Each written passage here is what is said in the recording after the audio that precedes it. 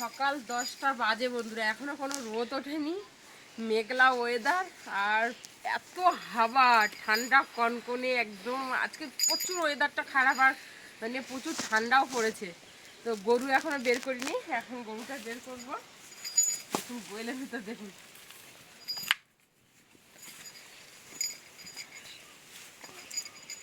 বাকিটাও ধরেছে।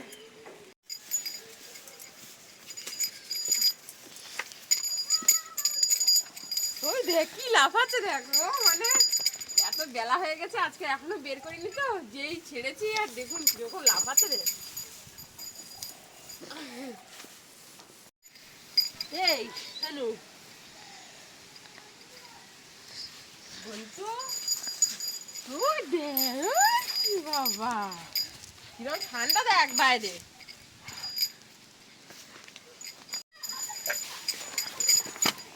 বাবা ইয়ে লাফায় এখন। এই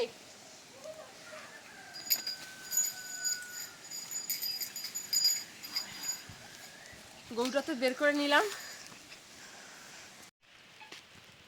চলে আসলাম মাছ ধরবো। নমস্কার বন্ধুরা, আশা করি আপনারা সকলেই ভালো আছেন, সুস্থ আছেন। সুন্দরবন রান্নাঘরে আপনাদেরকে আরও একটা নতুন পর্বে স্বাগত জানাই। তো বন্ধুরা, জাল আর বালতি নিয়ে চলে এসেছি মাছ ধরবো বলে। রোদ তো উঠছে না, এখন কিন্তু বেলা প্রায় 10:30 বাজতে গেছে।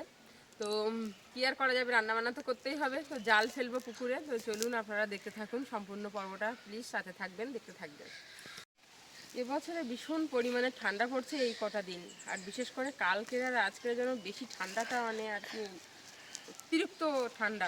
এখনও গা থেকে তো চাদর খুলতে পারিনি, চাদর গায়ে দিয়ে চলে এসেছি জাল ফেলবো। তো দেখা যাক এই ঠান্ডাতে কি মাছ পড়ে। অনেক অনেকদিন পুকুরে জাল ফেলা হয় না, দেখবো আজকে আমি জাল ফেলছি, মাছ পরে দেখা যাক। বেশিরভাগ পুকুরে আমিই জাল ফেলি, তো বেশ অনেক কয়েকদিন হচ্ছে জাল ফেলা হয় না। দেখা যাক কি হয় আজকে।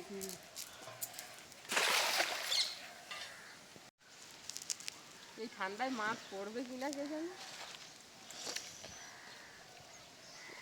মাছেরও ঠান্ডা, আমাদেরও ঠান্ডা। পুকুর ময় শুধু পাতা, পুকুরের সব ধারে গাছ বন্ধুরা, নারকেল গাছ, বিভিন্ন রকমের গাছ। সেই পাতা দেখুন, বেশি খিরিস গাছের পাতাগুলো ঝরে ঝরে পড়ে, তো খিরিস গাছ, সোনাঝুরি গাছের পাতা, একদম জাল ভর্তি শুধু পাতা। এ মা, কোনো মাছের দেখা নেই, একটাও মাছ পড়েনি, শুধু জাল ভর্তি পড়েছে পাতা বন্ধুরা।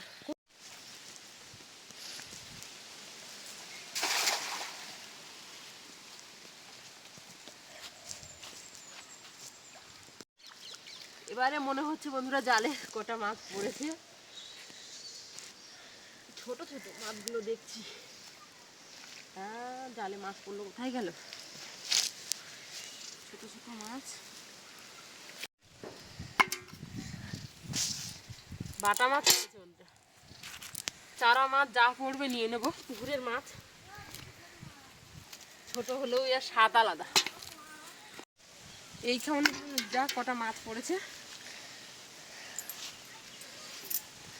যেমন মাছও পড়েছে তেমন পাতাও পড়েছে। ছোট বড় যা পড়বে কিছুই ছাড়বো না, সবই নিয়ে নেব। চিংড়ি মাছ ছোট, একটাও মাছ আর ছাড়ছি না বন্ধুরা, সবই নিয়ে নেব। জালে যে হারে পাতা পড়েছে, পাতা তেমন কাদা, ধুইও নি, মাছ চলে যাবে। জালটা ছেঁড়া আছে দু জায়গায় দেখছি বন্ধুরা। যা মাছ পড়েছে এই দিয়েই আজকে রান্না বান্না সেরে ফেলবো। আর জাল বাইতে পারছি না, এত ঠান্ডা, হাত পা পুরো বড় হয়ে গেছে। তো চলুন আজকের বাগান থেকে পালং শাক তুলবো, আর বাগানেরই কচু, পালং শাক কচু দিয়ে এই চারা মাছের রান্না থাকছে। তো আপনারা প্রথম থেকে শেষ পর্যন্ত দেখতে থাকবেন, আশা করি ভালো লাগবে। তো চলুন।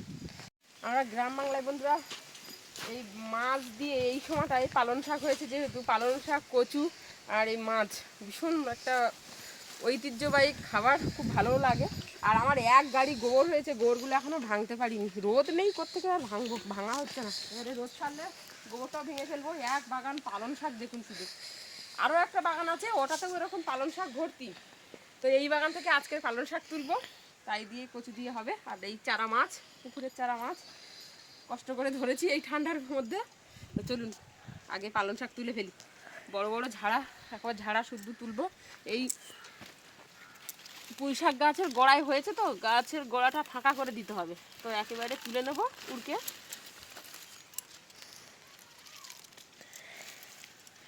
পুঁই শাকের কত বড় বড় পাতা হয়েছে, এই পাতা একদিন তুলে খেতে হবে।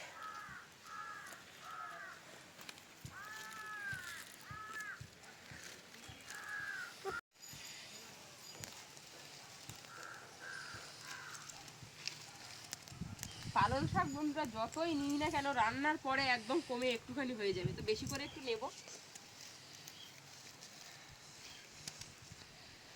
বড় বড় ঝাড়া পালন, এটা রাখতে পারলে খুব সুন্দর শীষ হতো, তা রাখা যাবে না যেহেতু পুঁই শাকের গোড়ায় গোড়ায় হয়েছে, তো ওই জন্য দানাটা দিয়েছি আমি এইরকম ভাবে। অনেক তো তুলে খেয়ে নিয়েছি, এখনো এই বাগান এই ধরে পুরো একদম ভর্তি। আরও একটা বাগান আছে, ওটা শুধু পালং শাক, ও বাগানে ওখান থেকে তুলছি না, ওটা শীষ হওয়ার জন্য রেখে দেবো, ওর থেকে তুলে নিচ্ছি।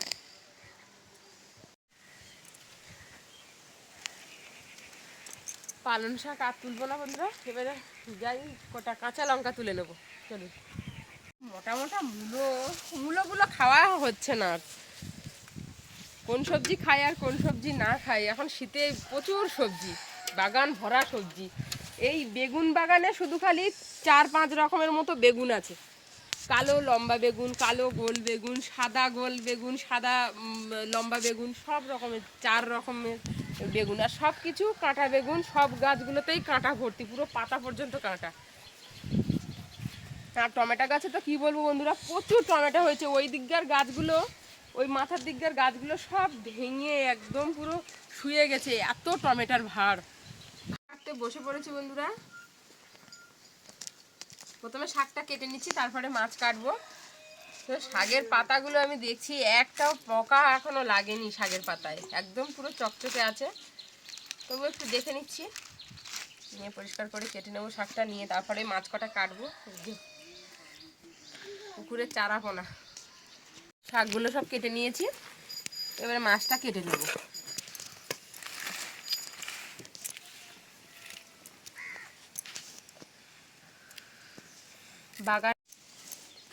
বাগানের শাক বলে বন্ধুরা দেখুন কতটা করে শাকের পাতা বাদ যাচ্ছে। এগুলো সব আমার গরু খায়, কিছুই ফেলা যায় না, সব গরু খায়। মাছগুলো এবারে কেটে নিচ্ছে। বাটা মাছ ছোট হলেও স্বাদ লাগে খেতে।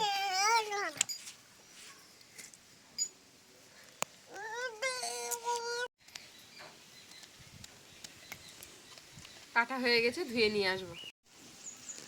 উনুনটা জ্বালিয়ে নিয়েছি, কড়া বসিয়ে দেব। বন্ধুরা আমার তো গুছাতে গুছাতে প্রায় 11:30টার বেশি হয়ে গেছে, 12টা বাজতে যায়। তো এখনো পর্যন্ত রোদ ওঠেনি, মানে মোটামুটি আজকে রোদ আর উঠবে না। তো মাছে লবণ হলুদ মাখিয়ে নেব।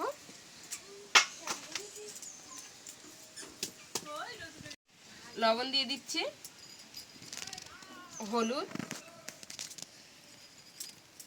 ভালোভাবে লবণ হলুদটা মাখিয়ে নেব। ভালোভাবে লবণ হলুদটা মাছে মাখিয়ে নিয়েছি।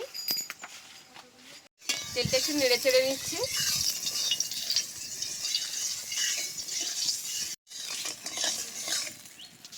তেলটা গরম হয়ে গেছে, এবার মাছটা ভেজে নেব।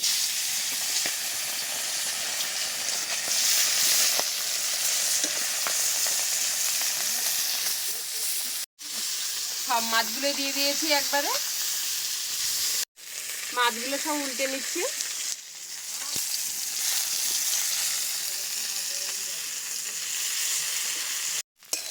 মাছগুলো বেশ সুন্দর করে শক্ত করে ভেজে নিয়েছি একটু টাইম ধরে, এবারে তুলে নিচ্ছি।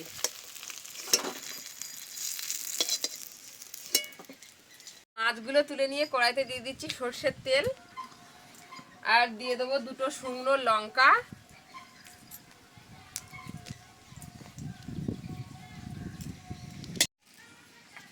শুকনো লঙ্কাটা একটু নেড়ে চেড়ে লালচে করে ভেজে নিয়েছি। এবারে দিয়ে দিচ্ছি গোটা জিরে, আর দিয়ে দেবো পেঁয়াজ কুচি, একটু রসুন থেতো করে দেব।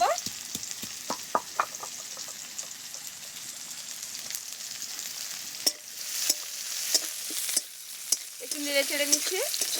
পেঁয়াজ রসুনটা ভেজে নিয়েছি, এবারে দিয়ে দেব কচু। কচুটা দিয়ে একটু নেড়ে চেড়ে নেব। দিয়ে দেবো এখানে স্বাদ মতো লবণ, পরিমাণ মতো হলুদ। কচুতে জল দেব না, পালং শাক দিয়ে দেবো।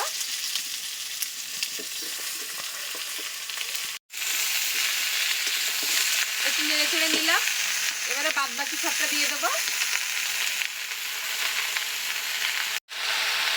এভাবেই ঢাকা দিয়ে রেখে দেবো। ঢাকাটা খুলে দেখে নেব।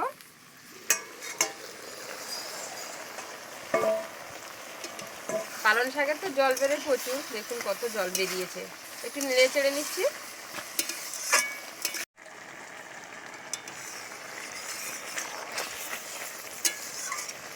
আবারও একটু ঢাকা দিয়ে রেখে দেবো, ভালোভাবে কচুটা সেদ্ধ হতে টাইম। ঢাকাটা খুলে নিয়েছি, এবারে দেখবো কচু সেদ্ধ হয়েছে কিনা।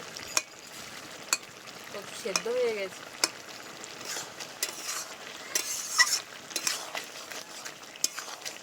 এদিকে কচু আর পালং শাকটা এদিকে ফুটতে দেব, আর এদিকে আমি রসুন, জিরে আর একটা কাঁচা লঙ্কা দিয়ে বেটে নেব।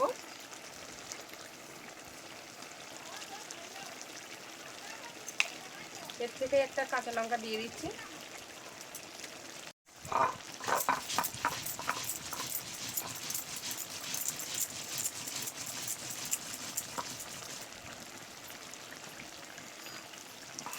যা ঠান্ডা, এখনো গা থেকে চাদর খুলতে পারিনি, এখনো রোদ বেরোয়নি বন্ধুরা। জিরেটা বাটা হয়ে গেছে।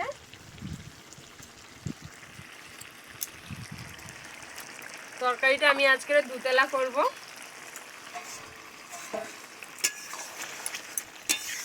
লাবিয়ে নেব তরকারিটা।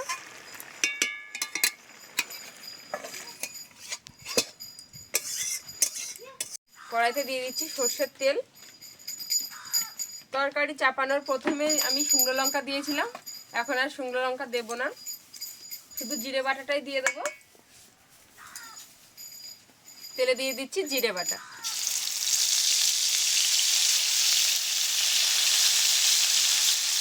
একটু নেড়ে ছেড়ে নেব।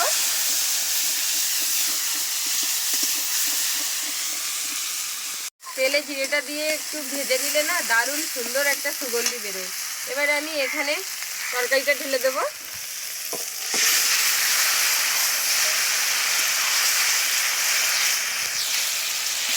এবারে আমি মাছগুলোও দিয়ে দেব। মাছগুলো ভেজেছি, একেবারে পুরো শক্ত হয়ে গেছে, কাট কাট করছে একদম। কাঁচা লঙ্কা দিয়ে দেব।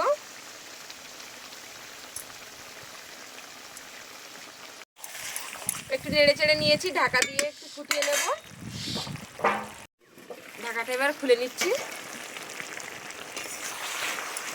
নেড়ে চেড়ে লাবিয়ে নেব। খুব বেশি ঝোল কিন্তু করিনি, একেবারে মাখো মাখো করেছি। দিয়ে নিচ্ছি।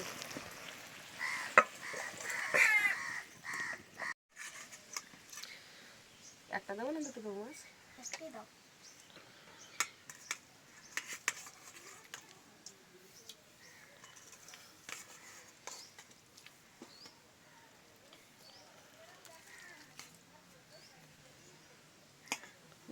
খাবার বেড়ে দিলাম, এবারে ওরা খেয়ে দিকুক।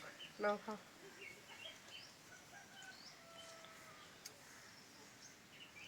কচুটা দারুণ সিদ্ধ হয়েছে না? একদমই জল দিইনি, পালং শাকের রসে যা হয়েছে সেটা দিয়ে। সুন্দর হয়েছে, দারুণ, অসাধারণ, অসাধারণ লেগেছে। আপনারা বাড়িতে সবাই বানিয়ে খাবেন। কেমন হয়েছে রান্না? ভালো। এটা গ্রাম বাংলার একটা জনপ্রিয় খাবার, কচু দিয়ে পালং শাক এবং চারা মাছ। খেতে অসাধারণ হয়েছে, আপনারাও বাড়িতে একবার ট্রাই করতে পারেন। আমাদের পুকুরের চারা মাছ একটু ছাড়িয়ে খাও, দেখো। পুকুরের ছোট ছোট চারা মাছ বলতে বাটা মাছ।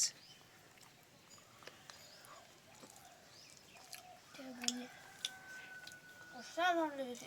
আপনারাও বাড়িতে না তো বন্ধুরা আজকের পর্বটা আপনাদের কেমন লাগলো প্লিজ কিন্তু কমেন্ট করে জানাতে ভুলবেন না।